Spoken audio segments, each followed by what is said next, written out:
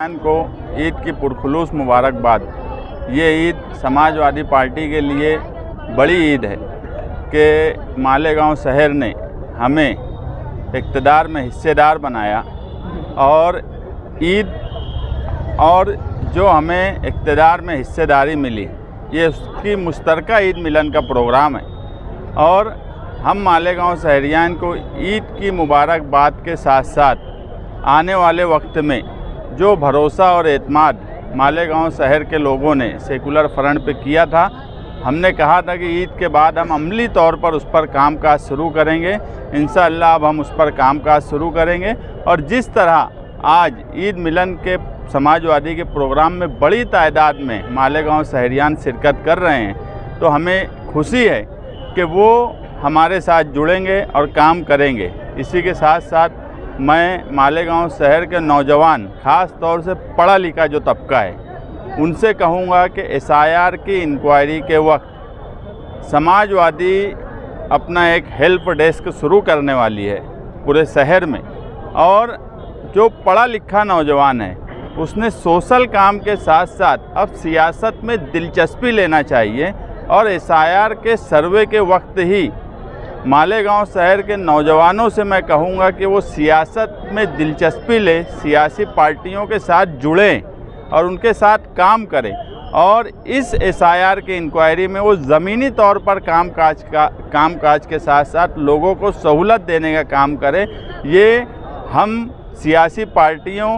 के साथ साथ पढ़े लिखे नौजवान जो शहर के हैं उनकी भी ये जिम्मेदारी है कि वो ईद के फ़ौरन बाद जब समाजवादी का हेल्प डेस्क शुरू हो तो शहर भर से पढ़ा लिखा नौजवान जुड़े और हम उनको जोड़कर हम उनसे समाजी काम भी लेंगे और उनको सियासत में भी आगे लाने की कोशिश करेंगे। मैं दोबारा मालेगांव शहरियान को ईद की पुरखुलूस मुबारकबाद देता हूं। शुक्रिया। तमाम शहरियान को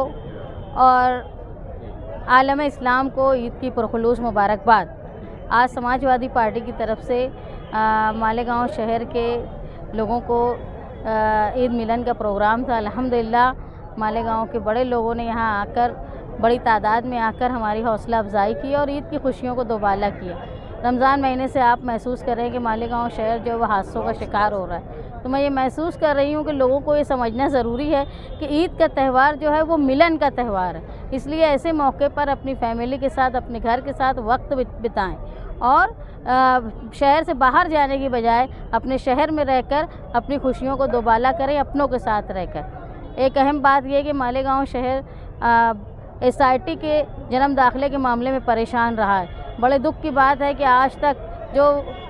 तकरीबन 20 लोग जेल में थे, खातून जो गज़ाला नाम की आज भी जेल में है। हमारे लिए दुख की बात है कि दूसरी ईद उनकी जेल में गुजरी। हम लोग माइनॉरिटी डिफेंस कमेटी की तरफ से कोशिश कर रहे हैं और इंशाअल्लाह जल्द ही उनकी रिहाई का हम काम करेंगे। दूसरा कि जो एसआईआर आ रहा है वो इंतहाई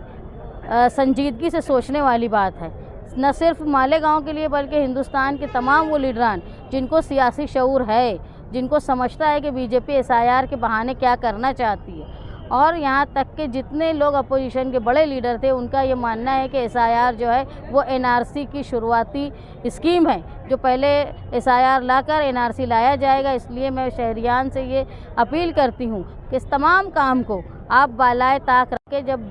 12 तारीख से एसआईआर का सर्वे शुरू होगा तो बड़ी दिलचस्पी से जाकर तवज्जो देकर अपना जो है वो 2002 की यादी में नाम दे। और हमने जगह जगह जो है लोगों को सहूलत के लिए अभी समाजवादी की पार्टी की तरफ से भी कैंप लगने वाला है जहां लोगों को रहनुमाई की जाएगी। मेरी ख़ास तौर पे ख़वातीन से गुजारिश है कि वो एसआईआर में आकर जो बहुएं बाहर गांव से ब्याह कर आई और यहाँ की बहुएं बाहर गई हैं, उनको बिलखुसूस अपने एसआईआर में तवज्जो देकर अपना सर्वे पूरा करना है, ताकि आज जैसे जिस तरह गज़ाला जेल में है, कोई और बेटी, कोई और बहन, कोई और बहू और ना कोई नौजवान जेल में रहे। इसलिए दरख्वास्त करती हूँ मैं कि ईद की खुशियों के साथ साथ अपनी हिफाजत का काम, अगर हुकूमत ये चाहती है कि हमको डराए तो हमको बाहोश रहकर काम करना है।